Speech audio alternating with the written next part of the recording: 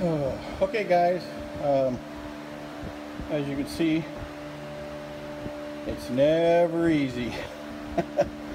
Like I said yesterday when I started this little project, started out going to rewire the motors, and found out why one of my fuel tanks on the port side wasn't working. There was no wires connected to the sender. I think I mentioned that. And then anyway, I found a couple issues with this bulkhead. It had a piece of fiberglass. Sorry about the background noise. I got a fan on. It's crazy hot in here. That little piece right there, that's the tab that was holding the dash to the bulkhead. And I'll show you. Holding this to this on the inside. And I don't know how good you can see in there, but anyway, as you can see, I got it wedged in there pretty good right now. But this part of the dash on the inside here was tabbed with a right angle to this, and then the carpet was laid over the top. Well, they got adhesion to the wood, but they never got adhesion to the inside of the liner on the deck. So needless to say, that did not stay. Pretty much what started this whole stupid thing was that whole section right in there. I actually just finished pulling that piece out just a couple minutes ago. When I was in here, I could feel the floor flexing, and I didn't even know that there was underneath the carpet there was a speaker box. It was just pressed in there. It was wedged in there with some thin foam. As a matter of fact, the foam's still there. So, you know, I pulled I pulled all the speakers out anyway because I'm going to use a Bluetooth. And sure enough, man, the floor was moving. I'm like, what the heck? So I pulled the corner of the carpet up, which really wasn't hard to do because the glue was, quite frankly, 38 years old. But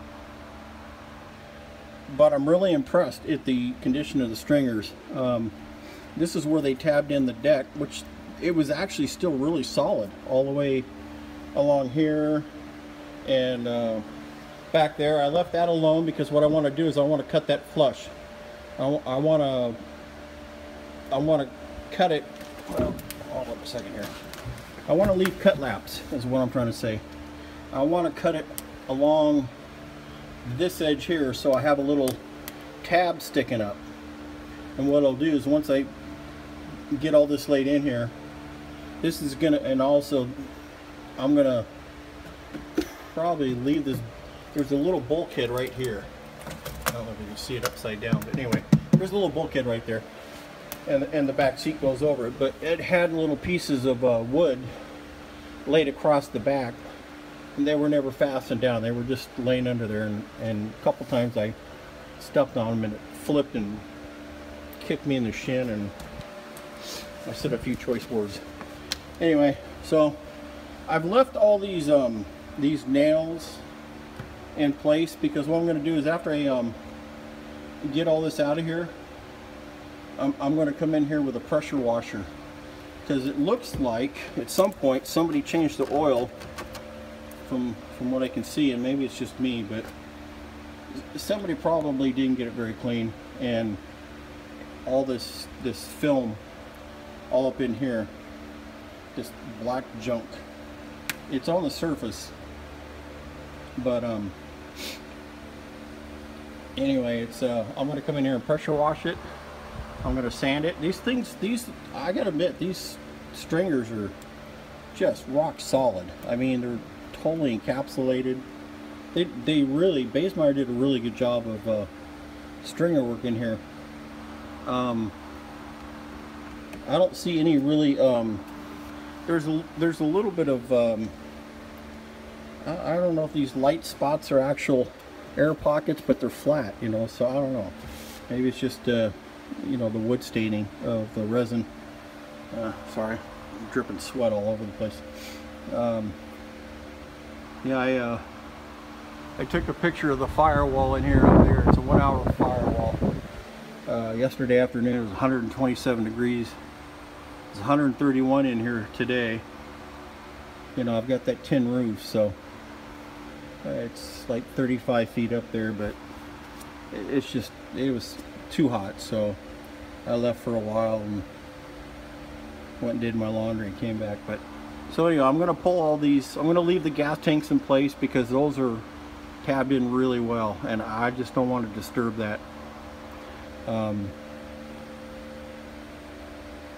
And because of that, I'm going to leave well enough alone. I am going to put some supporting brackets right here and back there on that one too, just to give it some rigidity, because all this does right here is just sit down on top of it. That's all it does. And there's some foam, and then obviously I gotta redo all my ground straps. I gotta rerun my cables. I guess they got replaced at one time, and nobody ever bothered to run them through the typical pieces of cut cardboard tubing. I could probably just zip tie them up there, but to me that's kind of half-baked. If I'm going to go through all this nonsense, I might as well do it right once. So anyway, I'm going to pull the rest of these floors up. This is actually the only floor in here. All the rest of it in the cabin in there, it's all flat. So what I'm going to do is I'm going to go in there with my sander, probably with some 80 grit initially, and sand it, and then lay down. I've used some Rust-Oleum marine paint before, and I've had really good luck with it as far as adhesion and finish. So I'm gonna paint all the floors, you know, once I get them done. Obviously I'm not going to paint in here, you know, for obvious reasons. I got really no reason to, but you know, all this stuff here, I'm going to sand all this garbage off. I haven't decided. I know I'm going to put some Kusa board down. I was debating whether or not to put redwood thin strips down and have like a redwood deck. I may be opening myself up to a whole lot of headache there, but so anybody's got any suggestions, by all means sing out. I don't want carpet in here again.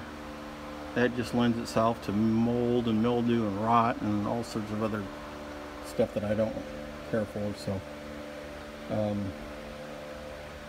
I'm really surprised, being as old as it is. I haven't found any stringer damage, nothing. Like I said, I've left all the nails in because I want to go back after I pressure wash it, pull those nails out one at a time, and I'm gonna backfill them with epoxy and a syringe just to make sure that they get sealed.